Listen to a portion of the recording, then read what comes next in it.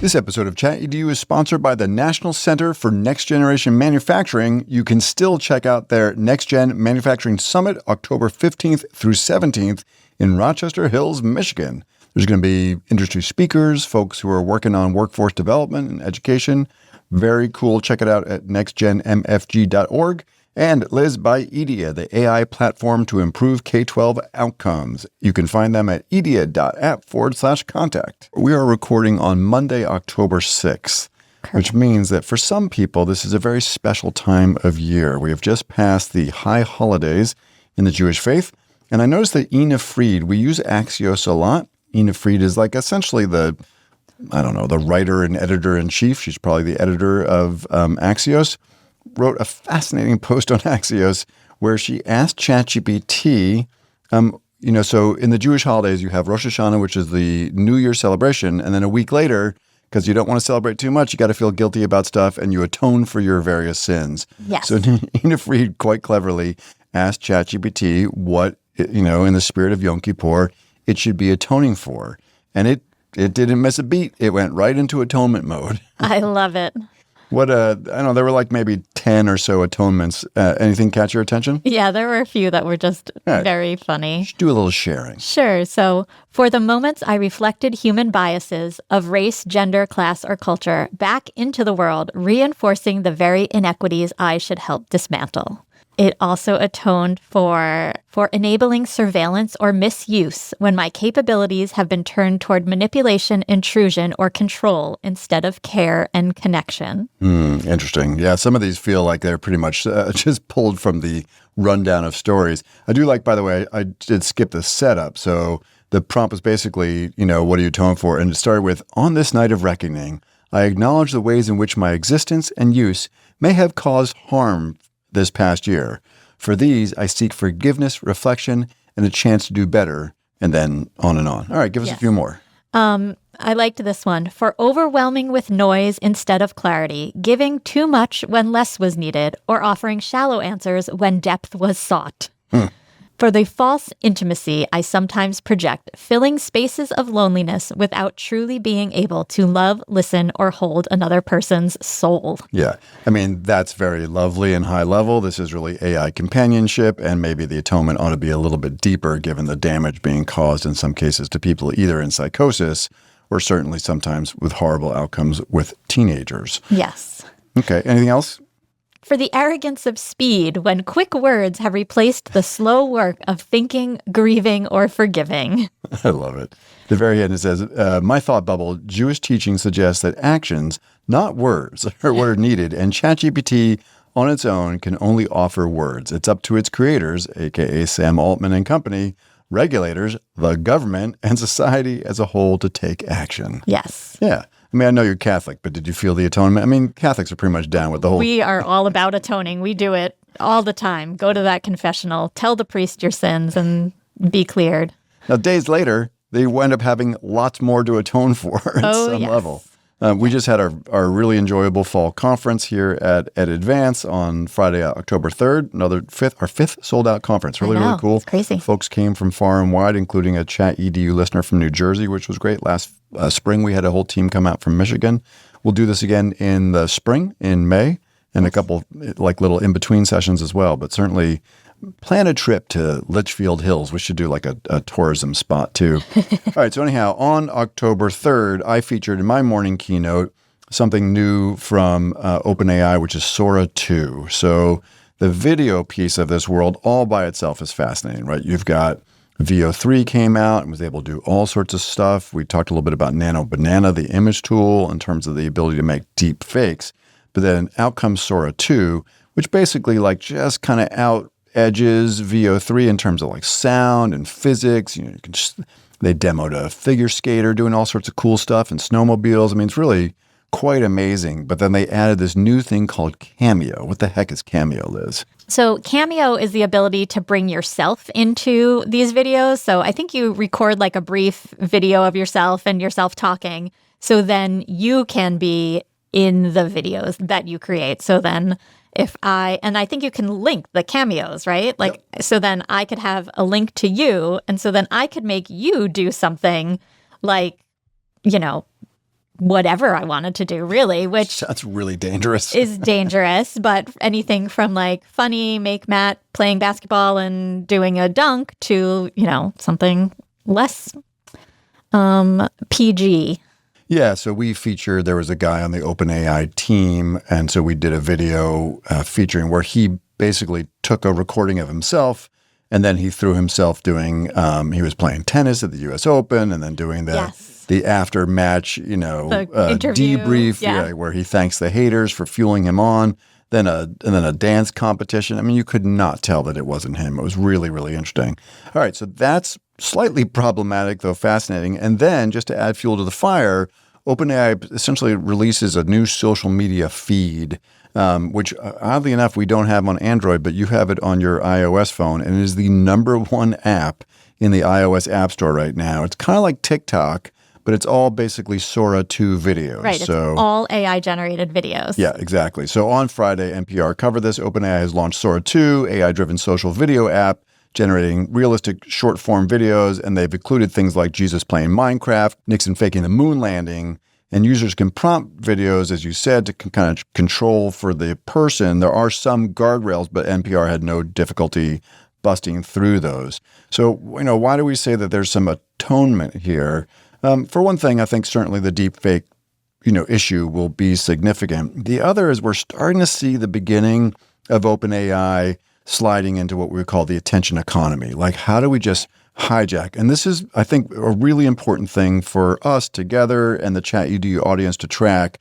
Way back, Perplexity added a kind of teaser around ads. And we had a very aggressive episode title saying, like, this is really bad. That wasn't what it was called, but something close. Yeah.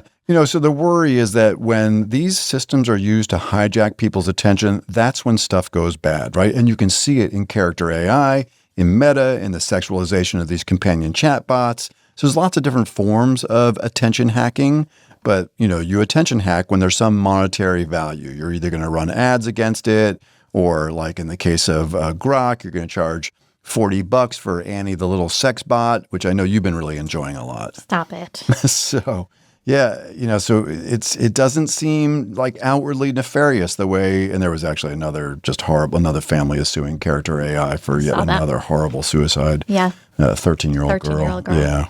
I'm sure we'll talk about it. But, so character AI and Meta are attention hacking through these AI companions in ways that are, and Replica, they're not alone, in ways that are dangerous. But, and so this sort of video seems cute, but it's probably the beginning of OpenAI trying to monetize more of the model through attention hacking. They're also just releasing a tool called Pulse that kind of goes through all your different chats and understands you very well. In the morning, they send you these briefs, right? So they want to grab your attention there first thing in the morning when you get up. They want you on the Sora 2, iOS app watching these videos like TikTok.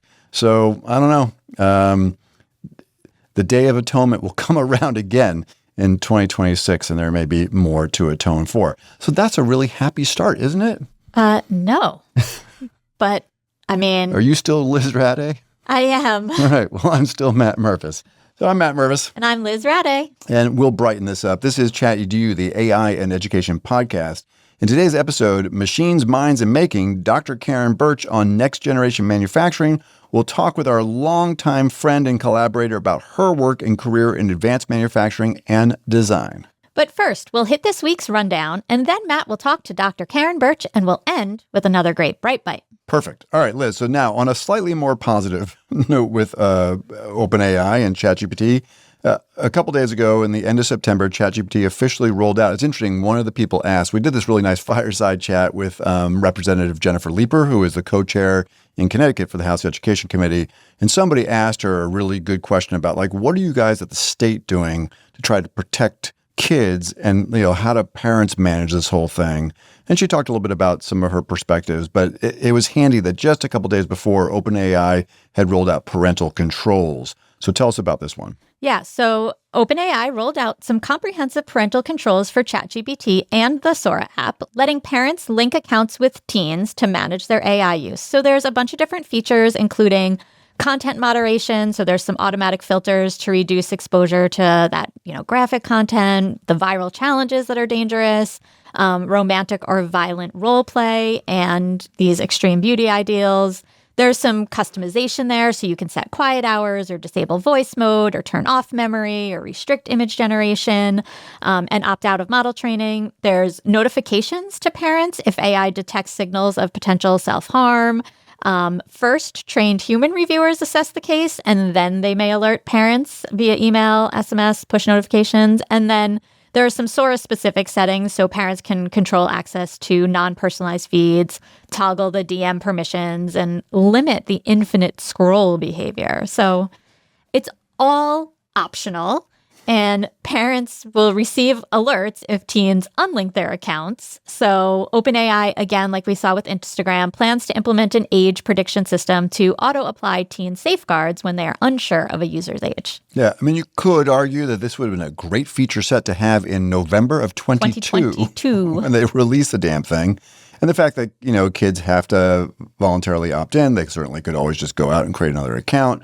I don't think it's foolproof, but at least it's some degree of responsible behavior. And actually, we covered a story a while back about Gemini doing this, and I don't know that I've seen the details on Gemini's parental control. So we'll take a look at that. We don't know they're not there, but I haven't seen them in settings. All right, now let's move from kids to higher ed. And this is a story that we've been tracking in all sorts of ways. So this is colleges and schools must block and ban agentic AI browsers now. Here's why. This is from Forbes, Dr. Aviva Legat. Tell us about this, and then you and I will talk a little bit about our agentic browsing we've been doing. Experiences, yeah. So Dr. Leggett argues that agentic AI browsers, which are these tools that are capable of autonomously navigating and acting within digital platforms. So many kids take these courses on Blackboard. Our course is in our own special platform that we've created. Yep. I've taken lots of online classes. They live in these different settings. But these agentic AI browsers pose immediate and serious threats to academic integrity, data security, and federal compliance because these tools can complete quizzes, grade assignments, bypass authentication, impersonate users, write reflections, do the activities. So this leads to risks of what she calls vaporized learning and credential compromise. So she says institutions need to block such tools from the LMSs and then redesign assessments and treat agentic AI as an enterprise risk and invest in AI literacy. She says it's urgent because the misuse is already happening and federal scrutiny is rising.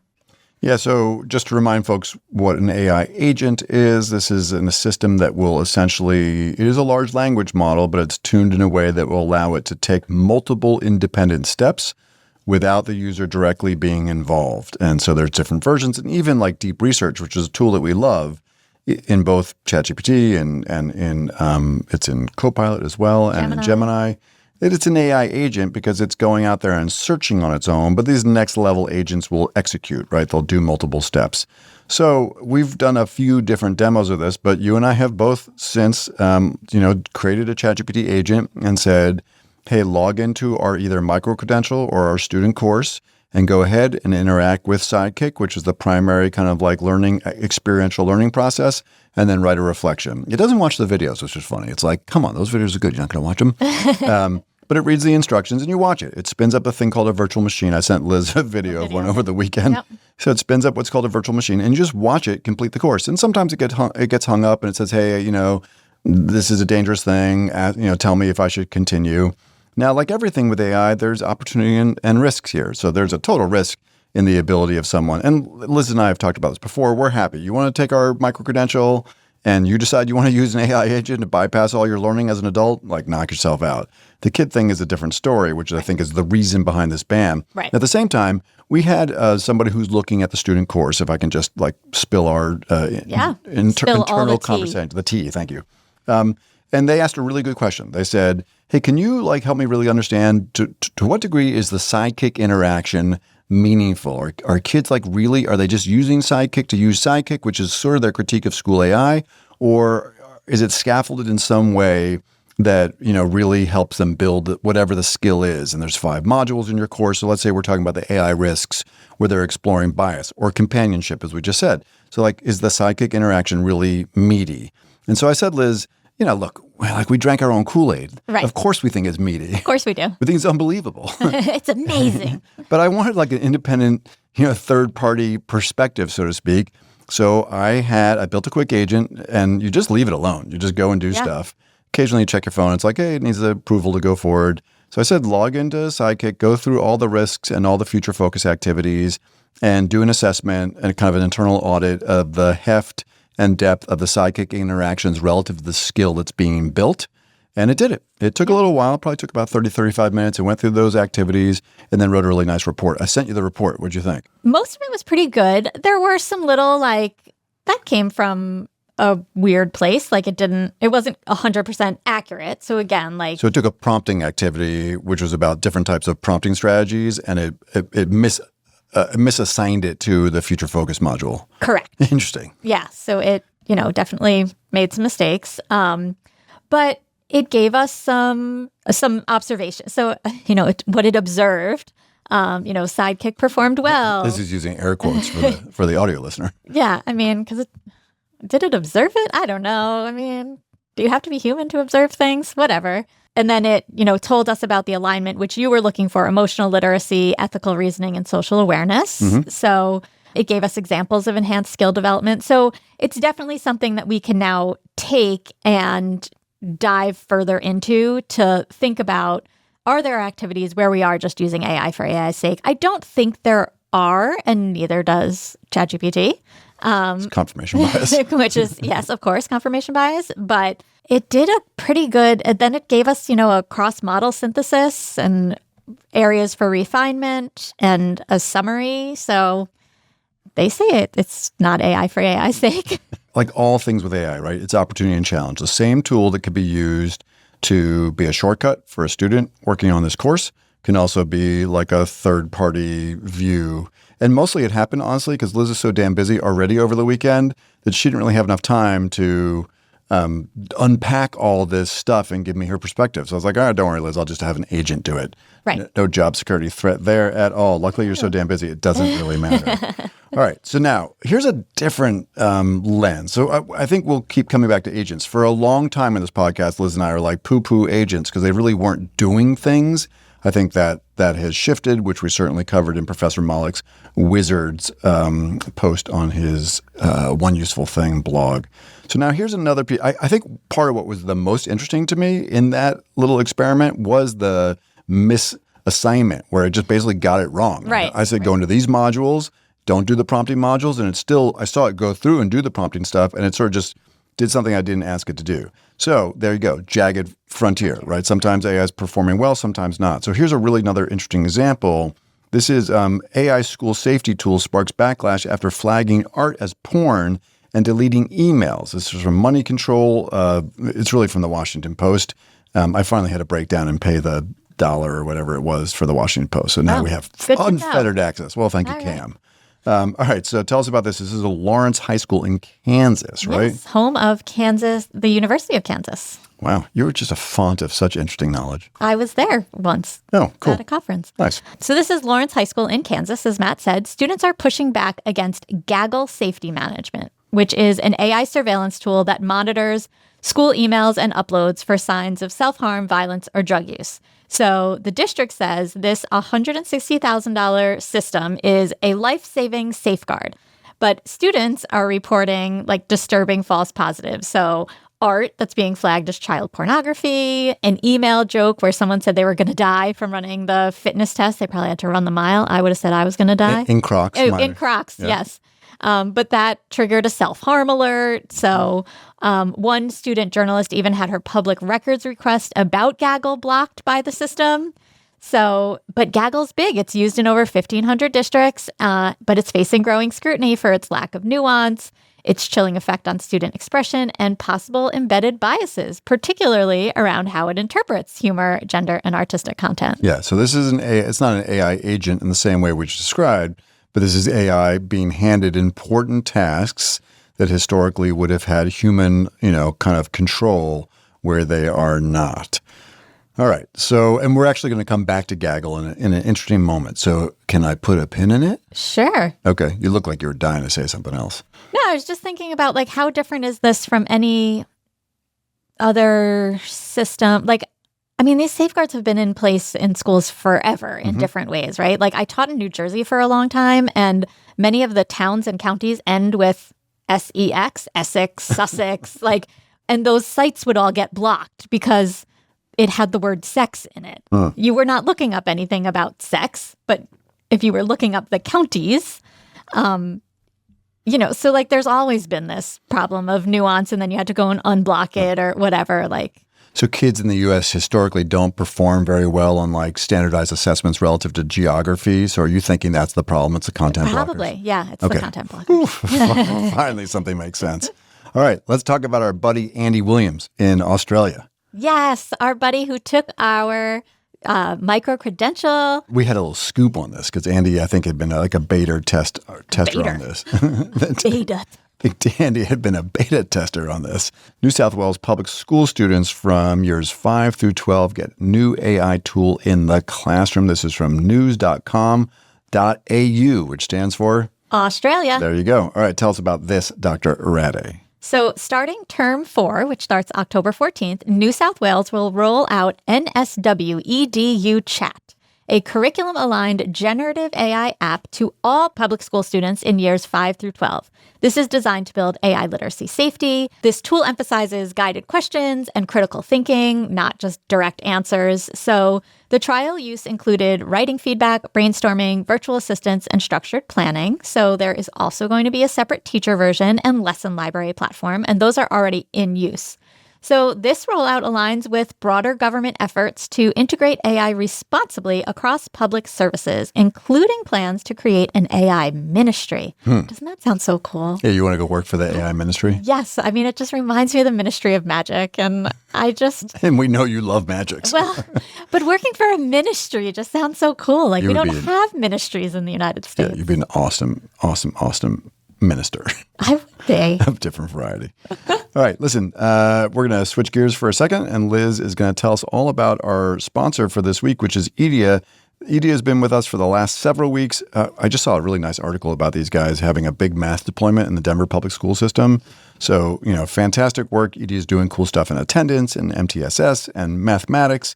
So we're just really, really grateful that they joined us for the last several episodes. I think we're off for a week, and then we've got a couple new sponsors that are going to be joining us as we move forward. So other folks out there, we'd always love to share. If you're doing good stuff, we'd love to share the work that you're doing. We're really pleased to have partnered with EDA on that. So please be sure to check out the work, right? The way that we are able to show that there's some value in sponsoring ChatEDU is that folks go to the website and check it out and just so have a look. Yeah.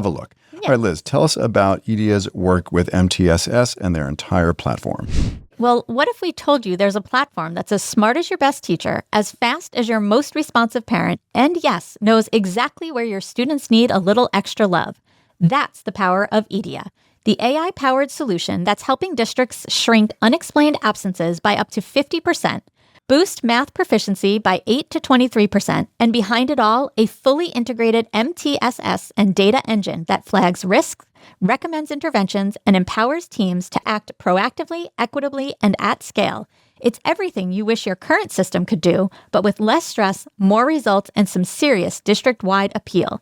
EDA is built to deliver results at scale. Visit edia.app/contact. That's edia.app/contact to learn how we lead with impact.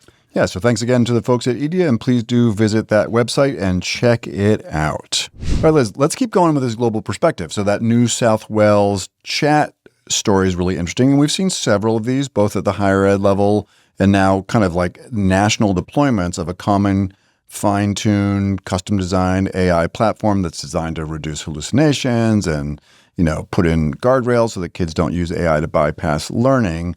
And so, which is also a really nice equity lever, right? Because we know that every kid's getting the same tool.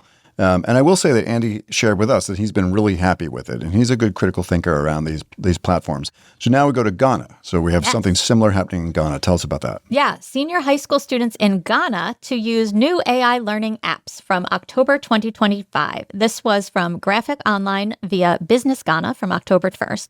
So over 1.4 million senior high school students in Ghana will begin using subject-based AI learning apps in October 2025. So these were developed using national curriculum resources, and the apps work both online and offline to ensure equitable access and support 68,000 teachers. But they have a Ministry of Education too. Their Ministry of Education is partnering with GES, NACCA, NTC, NASIA. You know what all those are, right? No idea. Not a single one. But they are. We'll check it out. They are important partners.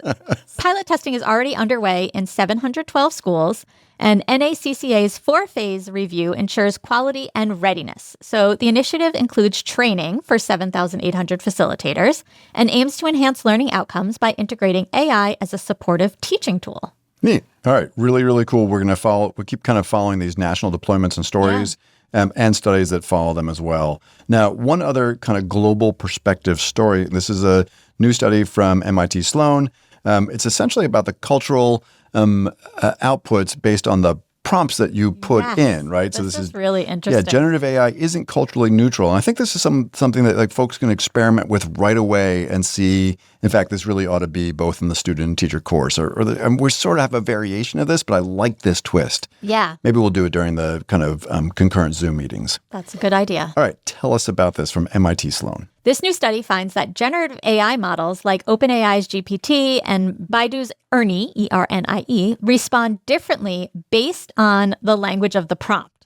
So English prompts generated responses reflecting independent analytical thinking, which is typical of U.S. culture, while Chinese prompts favored interdependent holistic reasoning. So cool. Which is... Same model, though. Right. It's just the language it's you just put the it language. in. Yeah. These cultural tendencies embedded in the model's training data influence decisions as subtle as marketing slogans or causal explanations, with no translation step involved. So notably, researchers found that prompting models to assume the role of a Chinese person in English successfully shifted the responses the same way. Oh, thank God, because I thought I was going to need to learn Mandarin to be able to test this. You don't even need to learn Mandarin. Okay, good. You can just strategically adjust your cultural framing through your prompt design. So you can say, assume the role of a Chinese person or assume the role of a Spanish person, and it'll respond differently, which I can't wait to play with that.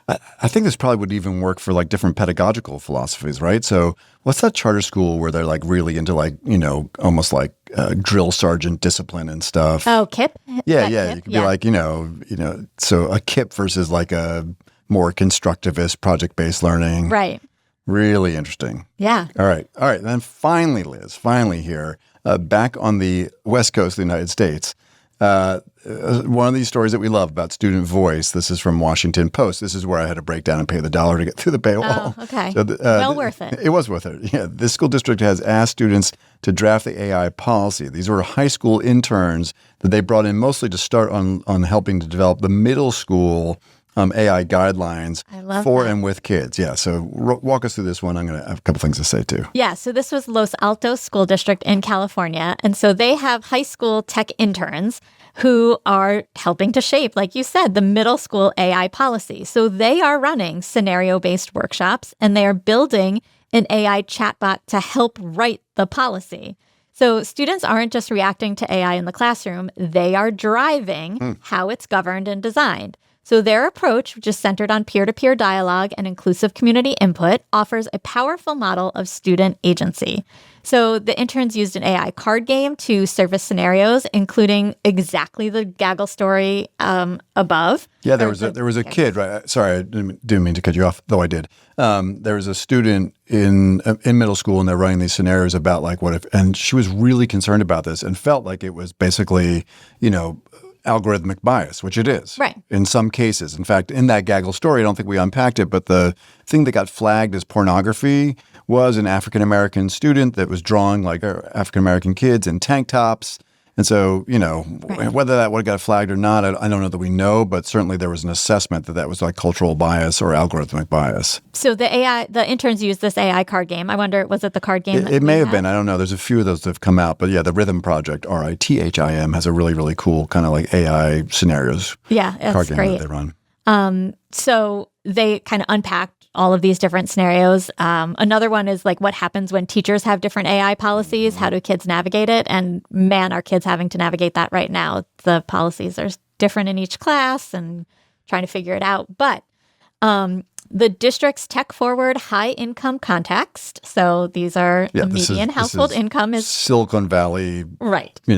Right in the middle. Right. Median household income, $250,000. Certainly raises questions about equity and which students get to lead in the AI era and which are left navigating policies written without them being included. Yeah, we've had 3 districts reach out to us this fall looking for essentially this thing. And we very often refer folks to Ed Duclos, friend of the pod, and he did a really nice episode with us quite a while back, but talked about his student AI squad. But yeah, but this is more than just that. Like Liz and I often are brought in to do this kind of task, to work with the school district. Please don't hire us. Like grab a group of kids or chat with us and then talk about how the students might do this. But this is really nicely done, right? Yeah. In all sorts of levels. I love that there were parents, there were students facilitating the whole thing. These card games and scenario-based explorations are really good because it makes like for meaty conversation. I remember we covered the story about Ohio has passed a state law that all school districts have to come up with a policy by the end of this academic year. And one worry that we had is like, will these be like really rich, generative kind of conversations? So, rather than a copy and paste. But I think this makes a really good exemplar. And I love the idea that this whole notion that the students built a bot, right?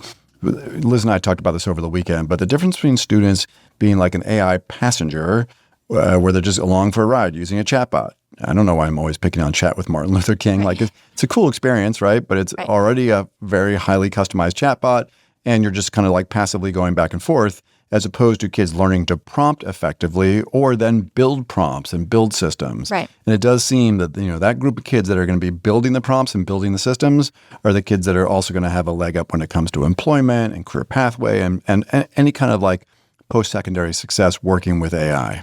Yeah, it's really cool. I mean, I think about the power that you give kids when you include them. And so many schools include kids on when they create their like school handbook or the policies around academic integrity, breaking school rules, all of that, because you want the kids to feel like they created the rules. I mean, every great classroom has a process on the first few days of school to create kind of your classroom contract. And you want the kids to be part of making the rules for the class from as young as 3 years old. They know what the rules are. And if they get to have say in it, it's so much different than the school handing down a policy and saying like, here's our AI policy and now you have to follow it. Fascinating that a woman who's about to publish a book around student voice and project-based learning would be so into student voice. I know, it's crazy. Weird, yeah. Okay, awesome. So we'll have all those in the rundown. And now, Liz, it is time for us to go beneath the surface. I'm going to have a great chat with Dr. Karen Birch all about advanced manufacturing and workforce development and education and all that cool stuff. And then we will return with a little Bright Bite. Hi, I'm Cam Audia, the executive producer of ChatEDU. As we look to the next academic year, many schools are exploring how to implement AI literacy efforts for students. Building on the success of our AI teacher micro-credential, EdAdvance, and ChatEDU are launching a middle and high school student AI literacy program. This cutting-edge curriculum is hosted on our FERPA-compliant AI platform and will help students develop the knowledge and skills they'll need to navigate AI now and into the future. To learn more, email Matt and Liz at chatedu@edadvance.org. We are here with Dr. Wazina Birch, our friend and collaborator, and we've known and worked with Karen. She's been a mentor to me in many ways. So Karen, welcome to the ChatEDU podcast. We're thrilled to have you. Yeah, glad to be here.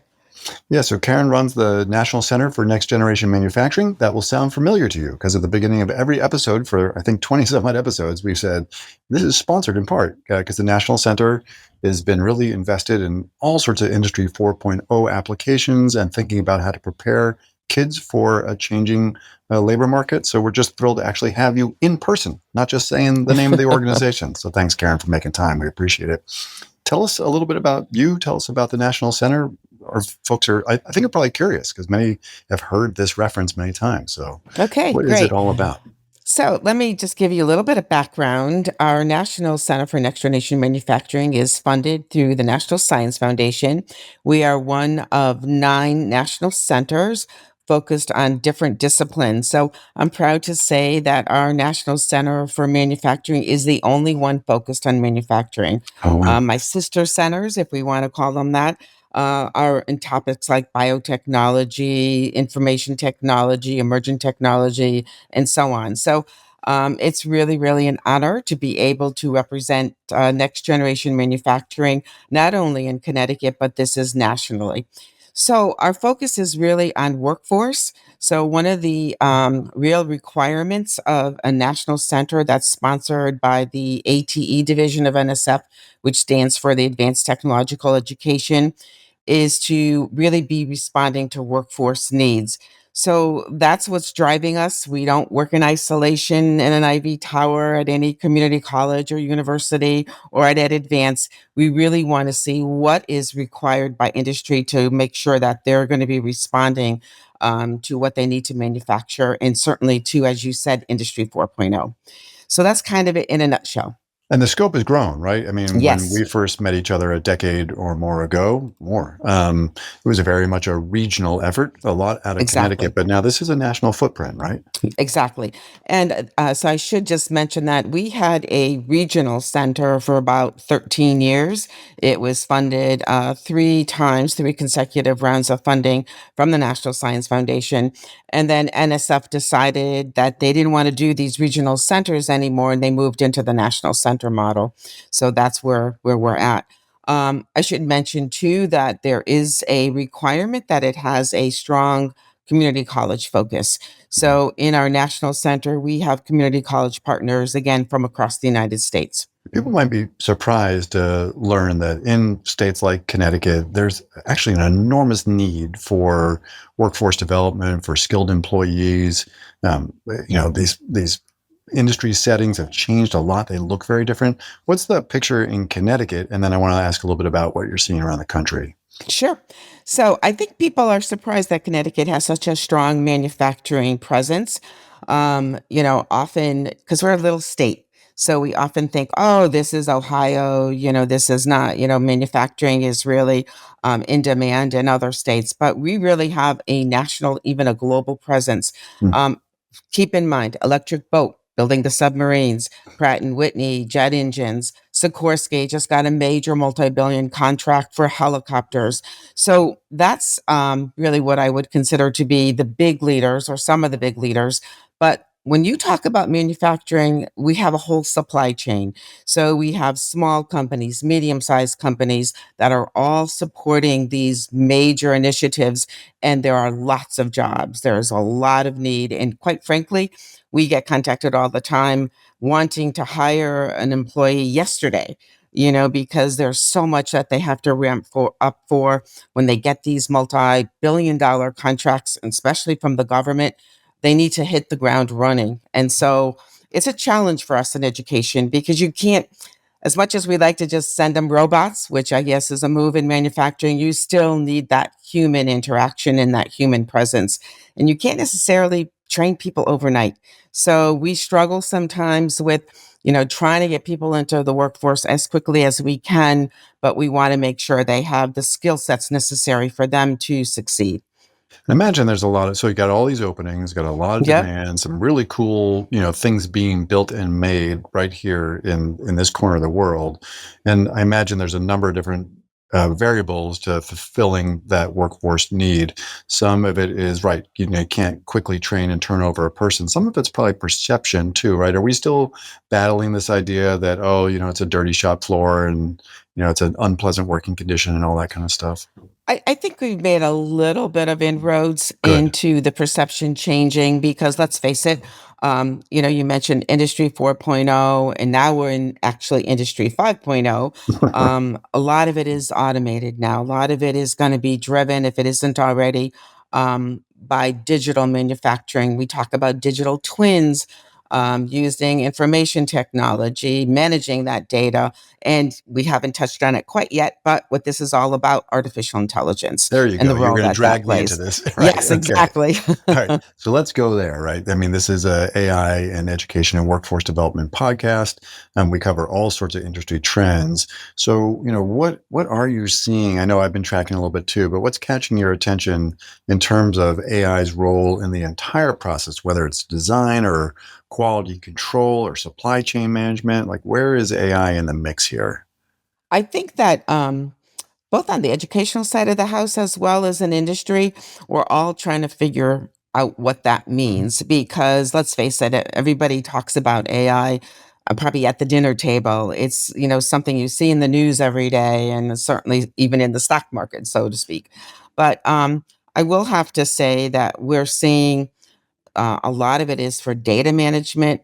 A lot of it is certainly with respect to that whole automation process, quality control, as you mentioned.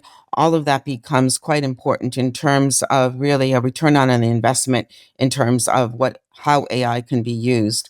We're also, trying to figure out in education, what should we be teaching? We have AI literacy that is really, quite frankly, I think necessary in probably everything that we're doing right now. But also, what are the specific applications of AI in manufacturing that we need to be incorporating into our programs, into our courses, into our laboratories? I do want to mention that we just recently partnered with a National Applied Artificial Intelligence Consortium, also funded by the National Science Foundation, and they're out of Miami-Dade in Florida. And so together we're trying to figure out what really is required for AI in terms of manufacturing, but also the basic literacy. So we're looking forward to that partnership and also things we're doing clearly with EdAdvance. And I think there's a lot of AI, whether it's committees or whether it's consortiums, not only regionally but nationally, that are going to be providing resources and best practices. It's funny. One of my favorite examples when I'm doing professional learning for teachers around AI, just as a consumer, right, has a lot to Right. do with this little device, right? So the idea that you can hold up the phone to see something and have it yield some intelligence or insight has been a lot of fun just to explore as an educator. Now, in reality, the first time I saw that was at this very cool mechatronics. Maybe you can tell Oh, people what perfect. mechatronics is, but it was at A.G. Russell, which I think is in Bristol, Connecticut. Right. Yes, it is. Yep. And they were using AI vision before. This is like pre-pandemic, but they were using, cameras that were processing lots and lots of data, looking at small parts as they move through a manufacturing process around quality control. Right. But that was really AI vision before all of a sudden we were like pointing our phones at plants or math problems, sometimes inappropriately on the kid side or appropriately, depending on how they're using it. And, so that is a fun example, but sometimes we don't make these connections between here's the thing that's on my phone and I can use in all sorts of ways. It's just like nifty AI, but folks have been using that for some time. So I mentioned mechatronics. Do you want to just drill into that a little bit, help people understand if they're not familiar with that field? Because it's fascinating. But mechatronics is probably so. Our center focuses on different disciplines within smart manufacturing, and mechatronics is one of them. Hmm. Quite honestly, it's for individuals that pursue that career pathway.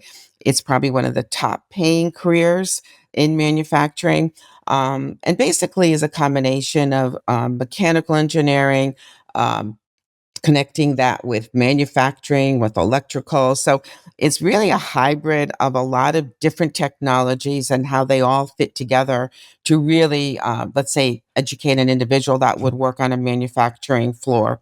Um, it's a little more, I want to say, the math requirements might be higher Hmm. than an entry level machinist, but on the same token, the opportunities there are quite significant.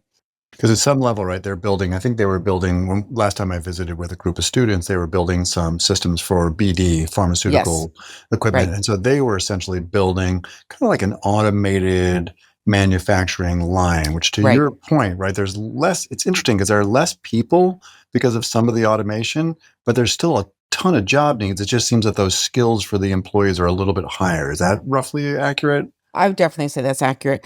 And again, we hear it all the time about, people that are against, technology and automation because it's going to, replace their job or their position.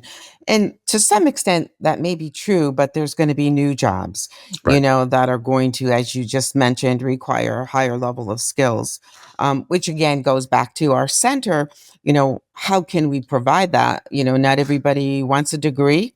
Maybe they want a certificate and be able to get into the workforce. And once they're there, come back for more education. Mhm. So we've done quite a bit with our center and actually in Connecticut through the College of Technology. I know you're familiar with that to create these stackable credentials Yep. where they can be even little micro credentials and badges that can feed into a credit certificate that can then stack into an associate's degree and then a bachelor's and even a master's degree.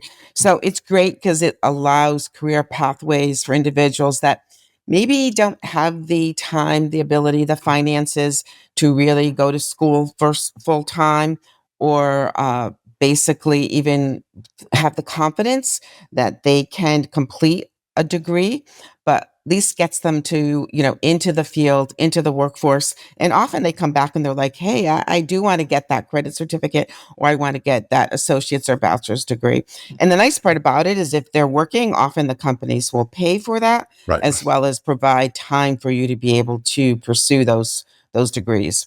Right. How perfect is that? So the community college here, and I guess that's why they're sort of like the backbone of your national center. It seems like they are the key or among the key players in this whole equation. Absolutely. I would say for sure. Part of it's because we're known for being very flexible, Yeah. more so than universities. So, and we usually have a fairly strong workforce development division that often might be non-credit. But one of the things I think we've done well is to take those non-credit programs and evaluate them possibly for credit or ways that they can feed into, again, credit degrees. Yeah. So as you look across, you've got this whole nice network. You get to travel around the country and sort of visit the different Yes, geographies. I used to travel probably every week before the pandemic, and then everything moved into, virtual Zoom calls or whatever. And right now, I'm still traveling, not to the extent that I used to be, Yeah. because I think we've all discovered that, hey, you know what? You can do actually a conference on a Zoom or virtual, which I'm not so sure we believed that before, not before the Right. pandemic anyway. Right. So I'm sure you love all your community college partners equally. I don't want to call Oh, anybody out. absolutely. But that said, since we don't have time to unpack them all, is there anything that's catching your attention as you think about either the evolving nature of work or even the intersection between AI and advanced manufacturing design? Anything that you're sort of seeing in one or a couple of these different community colleges that you're like, oh, that's kind of neat or novel or innovative? I think everybody is really approaching AI and this automation maybe a little bit different because a lot of it depends on the faculty they have, what their Hmm. expertise is. But again, going back to what I said earlier, we actually organize, they're called BILTs, which is a business industry leadership team. And what they do is they bring in industry to really help us figure out what should we be doing, what should we be teaching, and that is we focus both regionally and nationally. And I think what comes out of a lot of those conversations is that it's not a one-way street. There's a lot that industry provides us, but surprisingly, we're able to give them information and sometimes models that they haven't thought about either. So I think it's nice to have this dynamic relationship, between our community colleges, our universities, and high schools. I don't want to leave them out because they're an Sure. important part of the Well, pipeline. trust me, I was going to Um, ask. yeah, no, no, no, they're very important. And certainly our relationship with, organizations like EdAdvance, because I think you really help bring us all together in ways that wouldn't happen otherwise. So So really, the network word of it's part of huge. the is huge, right? So Yes, all it's this kind huge. of sharing and knowledge development and what have you. What about the funding piece of this? So as we think about the different ingredients to prepare kids coming out of high school, for instance, or technical high schools, I know that many of the technical high schools in our region have advanced manufacturing, design, mechatronics, but this stuff is expensive, right? To prepare students in either high schools or community colleges or in certificate programs to know how to work effectively on these tools. I mean, I guess someday we'll have VR headsets and we can just imagine that we're working on some cool mechatronics or advanced manufacturing equipment. But in the meantime, in the here and now, like, are there strategies that you're seeing where either you or other partners are helping schools just pay for this kind of expensive, complicated equipment and also train teachers effectively? Yes. And just so you know, I'm actually on the board of CTEX, the Connecticut Technical and Education System. Nice. So really, it gives me a great opportunity to see what they're doing at their different high school locations throughout Connecticut. There's 17. So what I do want to mention, we are already doing a lot of these virtual reality simulations that Mhm. are, providing that very expensive smart manufacturing facility that we're not going to be able to replicate. Maybe we can do a portion of it, but it's very expensive. You can have an additive machine, especially if it's something that uses metal, that's going to be, $1 million. I mean, Mhm. that's not going to make sense. However, what we are using, in fact, in mechatronics is we actually have these tabletop simulators that actually one of our community colleges that is located in Nebraska worked with another colleague and created. And we do these hands on workshops Hmm. in the summer. We actually go around the country with them. But these simulators or trainers, as they call them, they probably cost a couple $100, but they really provide experience and opportunities to do and practice a lot of the skills that you would need to use in a factory or in a particular industry. But going back to the simulations, that's happening. And Hmm. I think it's an incredibly inexpensive way, again, to be able to provide students with the ability to at least maybe master some of the skills. But I'll be quite frank, often there might be examples where they really need to be behind that Yeah. machine and do it in person. So, how do we do that? Well, maybe you don't have every single community college campus, let's say in Connecticut, have all the high end machines, but possibly they're located at different campuses, and then our students move around. Or better yet, often our companies will even let our students go in as apprentices Right. or maybe do some type of an internship where then they get that hands on skills. Yeah. It's interesting too. I wonder if the AI, because there is a degree of the data management and analysis in the AI Exactly. lens on this, right? So if we think about generative AI for manufacturing Right. design, a lot of that is like, it's from CAD onto the next thing, which is I want to do rapid prototyping. A lot of that happens on a computer. Or, I think a lot about predictive maintenance with Right. AI and advanced Exactly. manufacturing. So maybe you've got a wind turbine and the task is really to do predictive maintenance. And so what they're really doing is looking at the vibration of these machines, these turbines over an extended period of time, and then crunching that data to do predictive analysis or work with sensors in food and manufacturing facilities. Right. So at some level, right, you can almost simulate some of the AI pieces of this, the data analysis. These aren't all high-end data scientist jobs. These are No. sometimes the kinds of things you can get in a certificate program where you're really learning how to take big bits of data and use AI to do analysis on design, quality control, the digital twin thing you mentioned, same thing, Right. right? The ability to create a digital twin of I'm sure we're not doing nuclear subs, but some interesting piece of equipment. It gets kind of cool and neat. So you mentioned the desktop simulators and the other, kind of resources. Do you where do people find stuff? We're not quite at the you know, what's next, but because it just caught my attention, where do people find resources? Is it on your website or on the community colleges where they, partner?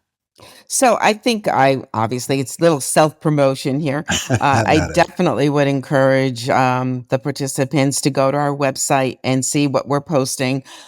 We actually see our website as a national repository of resources. So there might be some professional development opportunities that an individual can sign up for. And with that being said, we have a big summit that is going to be done in partnership with FANUC America. They produce robots. and it'll be on site in Rochester, Michigan. And our center's actually providing travel stipends to educators. We've got an incredible agenda. You're going to see at FANIC all their different facilities, all of their, automation and robotics that they're using. But also we have keynote speakers, both from K through 12, from industry, again, other educators from higher ed. So you get a sense of what's going on, where are there opportunities, and sometimes those partnerships lead to, whether it's financial, whether it's in-kind support that you wouldn't have otherwise. Because again, bottom line is, we're all struggling to look for resources, and we don't necessarily have funding that can pay for that. So any way that we can leverage, whether it's industry, whether it's other educators, or in my case, even leveraging our grants, we want to be able to maximize that. Yeah, and it's funny. I'm very familiar with that summit because every week for, I don't know, a half dozen or more Yeah, weeks, yep. I've been championing this thing. In fact, I now really want to go to Rochester Hill, Michigan, because I believe that's where it is. It is, yes. Yep. Yeah, and we'll mention it again, but folks can find all that information at nextgenmfg.org, Yep. which is the home of all the work that the National Center is doing, which is amazing. You mentioned robots. Let's talk about the robots for a second. So really, really interesting. We've covered a number of AI and robotic stories. I think the theme that I hear whenever you and I get to chat is that, yes, we're going to see more automation. We're going to see more robots. We're going to see more robotics, but there's still going to be, there's quite a few jobs out there. And these, again, are jobs that, might fetch a higher wage than they have or require a stackable certificate, but one that you can get at an affordable price. And then, as you said, industry might send you back to keep building those skills. Liz, she gets crazy every time I talk about these things called world models, but I'm fascinated with them, right? So a world model, right, is the idea that I can create, let's say I want to create the BD. I live in between North Canaan, Connecticut, and my office, and there is a BD facility. And I could create a world model of that facility, which basically would show me everything, not just virtual reality, but I would understand the physics and the location, et cetera, et cetera. And then it seems like we've been able to use, or we're starting to use these world models to train robots so that robots understand and can move and manipulate inside these spaces. This all feels very sci-fi. Does this like touch up against your work at all, or is it too out there? No. I mean, this is the first I've heard of world models, so I'm going Yeah, to agree with Liz. So, she'll be thrilled. yeah, see, if she was on here, we would gang up on you right now. But with that being said, I think it's great. I think there's a lot of possibilities, a lot of things we can learn. And Industry 5.0, which is where we're going, is now bringing the human role back into these robots. Interesting. So it's not, because I think with Industry 4.0 it was all automation, and we talked about machine learning, and we talked about pretty much whether it's cobots, whatever the case might be, in isolation. We really didn't talk about humans being Huh. part of how they worked and how to implement any of these strategies, but we're discovering that, you're still going to need human beings. You're still going to need them to make sure that that robot is doing what it's supposed to be, to repair it, to take a look also at quality control as well. So, I think that humans would be happy to hear that, no, we can't be 100% replaced by robots. Is that the key distinction between Industry 4.0 and Yes. 5.0 is really just Yes. the recognizing that the human has to be in the loop in this Yes, work? that's exactly it. So interesting. Smart, too. We see it all over the place in non-advanced manufacturing or manufacturing settings, right, where people have outsourced AI to do customer service. Oh, the AI is just going to do all the customer service. And then it goes horribly wrong, right? Right. And then we Right. realize, oh, we actually need the human plus the AI to effectively add value or meet the needs of customers. So I'm delighted to hear that. I have to say I'm out of the loop on the jump from 4.0. I felt very 4.0 literate, but now we got 5.0. So I'm glad to know that the key distinction is human beings. I think that's a Yeah, really absolutely. smart branding and also just smart move, period. Yeah, really, really neat. Anything else we haven't chatted about that you think is important for folks to know about? Talked about the summit, the work that you guys are doing, where they can find you, but Um, certainly. The only thing I'll mention is our national center has a community of practice. We meet quarterly, and everybody is welcome to join. And we'd love it if you would sign up for the community of practice. Um, you don't have to attend any of our actual virtual meetings, but at the very minimum, you'll get different information that we'll share with you in terms of events that are happening, or also maybe if there's some career opportunities that maybe you might want to participate in. So, how do you do this? Again, go to our website and you'll see community of practice. And we'd love it if some of the listeners to this chat edu definitely join us. So, Okay, fantastic. And we can keep chatting about that. But have fun. What really, really nice. I do wonder, I imagine very often a listener sitting in the car as they hear this, that, or the next thing, including Liz getting frustrated with me talking about world models. So now she's going to have more ammo, Karen, because she's very fond of you and respects your opinion. So I'm toast. But, we mentioned the organization at the beginning of every episode, and I'm just so thrilled that people can really now have an opportunity to understand better what is it, what does it do, what's the leadership behind it, which you've been doing a brilliant job. How many years has it been that you've been kind of running this journey? You don't want An to say. awfully long time. Yeah. I mean, I've been involved in NSF grant funding. Oh my goodness, probably 25 years, different levels. And as you mentioned, we've partnered together on a number of National Science Foundation grants. In fact, I think, and I do a lot of mentoring with the Mm. grants too. So those of you too that might want to consider submitting a National Science Foundation grant specifically for ATE, I can do other solicitations as well. But we do have still active a mentoring grant that's separate from the Oh, center. nice. And we do a whole workshop, and we assign you to a one-on-one mentor that can walk you through that whole grant writing and submission process. So I'd like to throw that out too, because we want to build the community. We're all in this together. And I think just kind of wrapping this up, I think one of the things I learned early on when I got into this National Science Foundation Advanced Technological Education community is that they're an incredible group for wanting to be helpful, for sharing information. I know the first time I went to our principal investigator conference, there was a program officer at the time, you might remember Liz Tellis, who said, "Okay, Karen, I'm going to introduce you to all the people." They do a big showcase when they kick off that conference, and at that time, all the major centers and all had these booths. And she introduced me to everybody and said, "They are going to be your family." And I'm like, "Oh, come on, we're competing for money. Like, they're going to be nice to me." And believe it or not, it's been amazing. I can't, thank. I have partners from across the world that I could call up on a dime, and that would help me with a particular question I might have, and I'll do the same. So I want to bring as many people as I can into this community, because I think we have an awful lot to share. And again, I want to thank EdAdvance because you've been an amazing partner and a collaborator. So couldn't do this without you and without many of our other partners, not only in Connecticut but across the United States. Yeah, thanks, Karen. The feeling is really, really mutual. And I'm thrilled that you mentioned the mentorship piece and just widening the community, because the time for NSF right now with respect Yes. to AI is really, really interesting, right? Clearly, we had Dr. Casey Sachs on a couple of weeks ago from the White House. It's She's big. working on the task force and made it really clear that you can go to AI.gov and see all the emphasis that the federal government is going to place around AI and workforce development and education, K-12, higher ed, community college.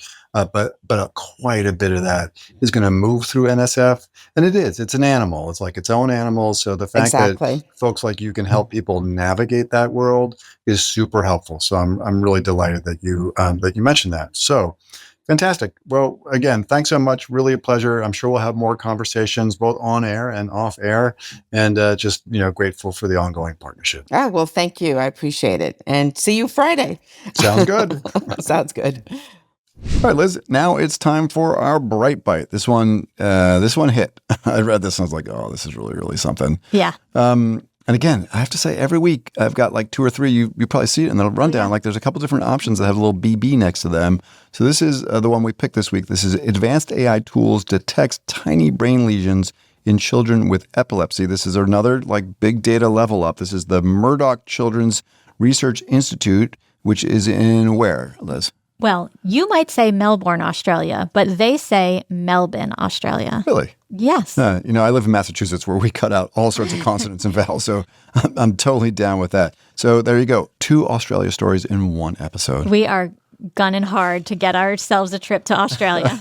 Okay, tell us about this one. Okay, so in Melbourne, Australia, researchers at MCRI and the Royal Children's Hospital have developed an AI tool that detects tiny brain lesions. So they are called focal cortical dysplasias in children with drug-resistant epilepsy, achieving 94% accuracy, which far surpasses traditional MRI review. So this tool has been trained on combined MRI and PET data, PET scan data, which enables faster diagnosis, more precise and safer surgery, and significantly better outcomes. So 11 out of 12 children in one group became seizure-free post-surgery. So, I mean, this is so wonderful. The breakthrough has major educational implications because seizures impact learning, they impact mood, they impact behavior. Quicker intervention could reduce long-term cognitive effects. It also exposes a critical equity gap. So 80% of these lesions are typically missed on initial scans, which delays care for many children. So this wider access depends on future funding to scale nationally, because if you're not in Melbourne, you're not going to have the same access. Boy, I mean, this is a really important story, so I don't want to slip just into this, but you are really killing the pronunciation. It is if you're saying, hey, bring me over, people. Exactly. Bring me down under. That's where I want to go. Okay. Well, whether you're here or down under, I know that you will always do a brilliant job when you roll the credits. As always, we'd love to hear what you think. So please let us know at ChatEDU at edadvance.org. That's EdAdvance.org. And also rate, review, and subscribe to the podcast on whatever platform you are using. ChatEDU is brought to you by EdAdvance, the nonprofit regional education service center in Litchfield, Connecticut. This episode of ChatEDU is sponsored by the National Center for Next Generation Manufacturing. ChatEDU is recorded, edited, and produced by Andre Angelo and Justin Pasco, whose dedication and expertise bring our discussions to life. ChatEDU's executive producer is the multi-talented rock star Cameron Audia. Additionally, we are grateful for the support of our colleague Gary Robinson, and we appreciate his time and talents. And of course, a big ChatEDU shout out to our fearless leader and executive director, Jonathan Costa, for inspiring the pod. And finally, a heartfelt thank you to our listeners for joining us on this journey exploring the thoughtful and innovative integration of AI in education. Hello, everyone. My name is Jonathan Costa, and I am the Executive Director at EdAdvance, and I want you to know how much we appreciate our listeners. If you enjoy the podcast, feel free to explore EdAdvance's other AI services, which include customized professional learning of all kinds, conferences, our new middle and high school student AI literacy course, and our educator and leader micro-credential, co-sponsored by the Southern Connecticut State University Office of Workforce and Lifelong Learning. Just visit skills21.org/AI to learn more. That's all for now, and thank you for listening to ChatEDU.